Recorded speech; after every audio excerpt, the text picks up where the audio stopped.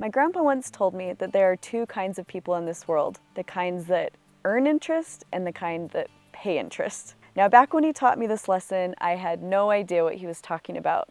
And although I'm sure he was talking about money, I have to believe, because I know him well, that he was talking about more than just money. We invest in people and we withdraw every single day. Hi, I'm Janae Moss, and I am a student of sport and performance psychology and dream studies. And my passion is to think about people every single day and about what makes us resilient and what brings joy into our lives. So when I reflect on this story, especially as I just turned 50 years old, my grandpa's words came back to my mind. And I couldn't help but think, am I somebody who is earning interest or paying interest in my life, in that context of the people in my life? I like to think that I'm intentional and that I'm investing people around me and that I'm showing up with energy that adds to the room that I'm in more often than I'm somebody that is withdrawing or paying interest. So I wrote a few notes about it in my recent Substack that I wrote, and I thought I would bring some and just share them from a conversation type of media. So one thing first, if you see my hands, I have this big obsession with journaling and fountain pens. And quite often now I have ink stains on my hands of various colors. And I have fountain pens with me as well as different journals. Also, if you know anything about me, you know that my vision, I'm losing my central vision. And so sometimes I wear glasses that kind of help in some ways, but don't help in a lot of ways. But today I thought I would try. So the first thing I wanted to talk about is another story that my grandpa shared. And this one is what I call the toilet paper roll theory. And it was actually, I shared it in my first Substack post. I've only done two, and which is a newsletter. For those of you that don't know what Substack is, I've had a lot of friends ask me. And he always joked as he got older that as you get closer to the center of a toilet paper roll, the toilet paper seems to run out faster and faster as you go. And I have to admit that it seems pretty true. As I get older, it seems that in a way, my time is running out, but I don't want to have that perspective. I want to be able to invest in every day, not like I'm running out of time. However, in performance psychology, if we think about this, we can think of it in the way of energy management. So where is our focus each day? As our toilet paper roll is unrolling each day and maybe feels like it's getting faster, what things are we choosing to do each day so that we're showing up investing, we're showing up as someone who earns interest instead of somebody who pays interest?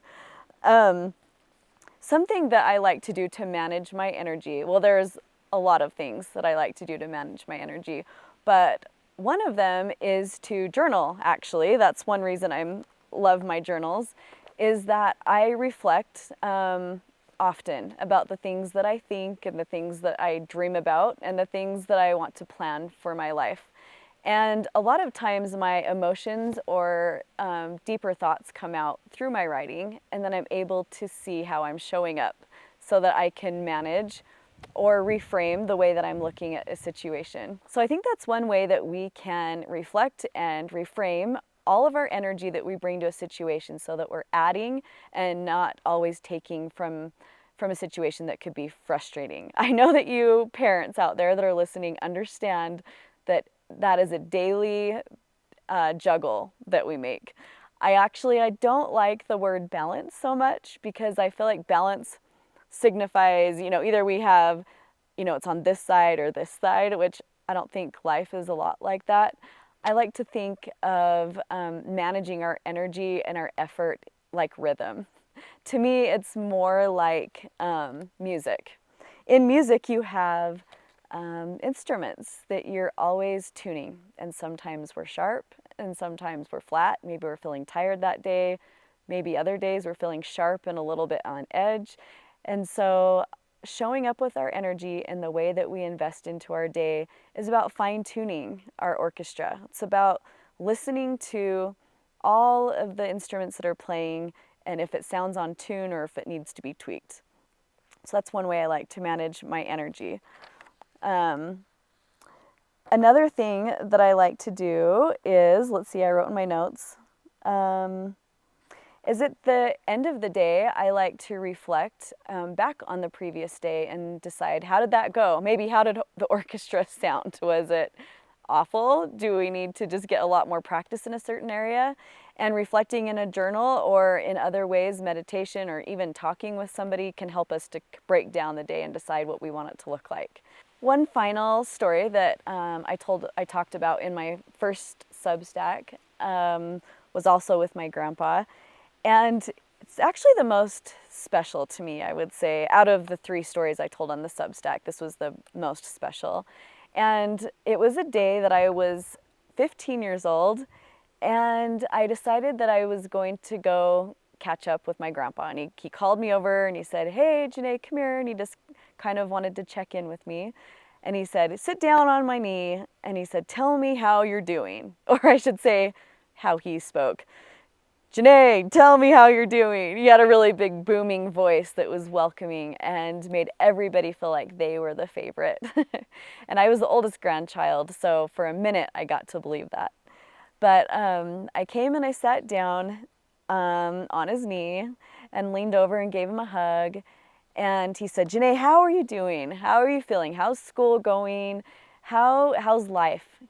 And I looked at him and I said, "Oh, it's good." And I kind of just, when it's a grandparent, I think I'm like, what part do I want to share, at this point in my life? Because all of these things are going on that are so dramatic in high school.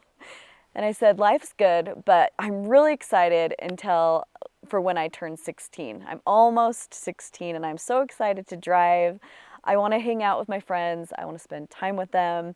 And he looked at me and he didn't even skip a beat. And he said, "Janae," he said, don't ever wish away one day. Time goes fast enough on its own." And as I reflect on that, and especially as I turn 50, I realize, geez, he was right. Time flies, and we spend so much time wishing for the future. Even tomorrow. What's going to happen tomorrow? What's going to happen later this week? And it's such a massive use of energy. Or even in the analogy of talking about paying or earning interest, I feel like we pay a lot of interest when we spend so much time wishing for the future. We can plan, and that's helpful and that's beneficial, but if we spend all of our energy there, we're taking away all of that energy we could be putting into today. So if I were going to close this out in any way, I would just suggest and remind myself once again to not wish away one single day. Time goes fast enough on its own. And to be reflective and think about ways that you earn interest, that puts energy into your life, and what things are draining you. Sometimes the drains are people around us. They can be people we love, people we don't even know. And that's normal. We're all going through our ups and downs every day. But recognizing what things are coming from us or from our surroundings is helpful. And then also being intentional about putting money into our bank account or in earning interest is also so beneficial. What are the things that give you energy? What are the things that put you into flow or where you feel like you're living in magic and not just wishing for another day? That's a lesson. That's a lesson and a list that you'll need to write because yours will be different than mine. One of mine, just to share as I close out, is being in nature. This to me is something that is always earning interest, is spending time in nature. I feel like I invest in a bank account every time I go outside, go for a drive, a walk, a hike, or just sitting. And even if I can't get outside, being by a window so I can see outside, night, day, anytime, is helpful, and it enriches my life so much. So if I were to challenge you to do something before my next YouTube video, It's to think about the things that fill your soul. I would love if you want to share them with me. I would love to read any questions or thoughts that you have, or ahas, something that you got from this message today, and it will help me to know what more to share. Some of my main focus areas that I love to talk about and research is sport and performance psychology, because I believe that when we have tools like an athlete, we can live our lives in a way that brings us resilience and joy, because we are purposely investing and practicing like a sport our life. So I love that. I love to apply sport and performance psychology to parenting, because I believe parenting is the longest, most high-stakes game of life. And families are the most important thing that I know of in the world. So that's one thing I love to talk about, which is why I started Parents Driving Change with my partner, Barbara Levitt, in Parents Driving Change. She has taught me so much in that area that I'll go into later. And then I'm in school right now at University of Arizona, where I study sport and performance psychology. And I will be there for probably about another year until I finish. And then I'm also at a different university. Call me crazy. When I do anything, I do it big. So right now I'm also at Sophia University, which studies transpersonal psychology, and specifically I'm studying dream studies, because I love to understand the things that our subconscious already knows and is trying to teach us in our sleep. So I study that on a regular basis, and I love to study about resiliency and having joy in life. I believe that life is meant to be joyful. That doesn't mean that we have an easy day every day. We all have hard days.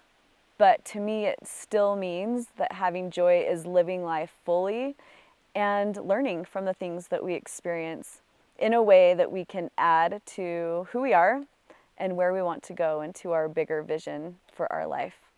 So I'm sure there's more than that I love and that I research and write about all the time, but those are the main areas. So anyway, if you want to stick around for whatever reason, I would love to have you here, so you can subscribe and send me any messages you would like. I'm also on Instagram right now as janae.moss. Eventually it'll be Dr. Janae Moss. And you can also find me on my newsletter, which is linked to on my Instagram if you want to find that. It's called Moss on the Mind. And I have an organization, like I said, with Barbara Levitt called Parents Driving Change, where we have co-written books and curriculum for families to teach them protective factors, as well as tools for being resilient through performance psychology tools. So I have a lot going on, and I love everything that I do. It is worth it to me always to wake up and work every second that I can on my passion. I have mostly raised my kids. They'll always be there, and I will always support them every single day when I can.